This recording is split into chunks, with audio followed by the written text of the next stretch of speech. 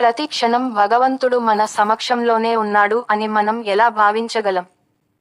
మేల్కొని ఉన్న స్థితిలో ఎల్లప్పుడూ మన ఉనికిని మనం గ్రహిస్తాం. నేను తింటున్నాను, నేను నడుస్తున్నా, నేను ఆలోచిస్తున్నా, నేను మాట్లాడుతున్నా, నేను పనిలో ఉన్నా, వగైరా వగైరా. కానీ మన హృదయంలోనే ఎల్లప్పుడూ నివసించే భగవంతుని గుర్తించుకోవడంలో మనం విఫలం అవుతాము. మనకు నేను ఉన్నాను అనే స్పృహ ఉంది, కానీ భగవంతుడు కూడా నాతో ఉన్నాడు అని గ్రహించడం మనం మర్చిపోయాం. ఈ అవగాహనని మనం మన స్పృహలో ఎల్లప్పుడూ ఉండేలా చూసుకోవాలి. నేను ఒంటరిగా లేను. భగవంతుడు ఎప్పుడూ నాతో పాటు ఉంటాడు. అతను నా సాక్షి. ఇలా అని.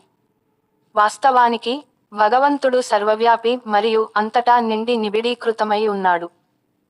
కానీ ఆయన ఉన్నట్లుగా ఉనికిని గ్రహించడం మనం మర్చిపోయాం.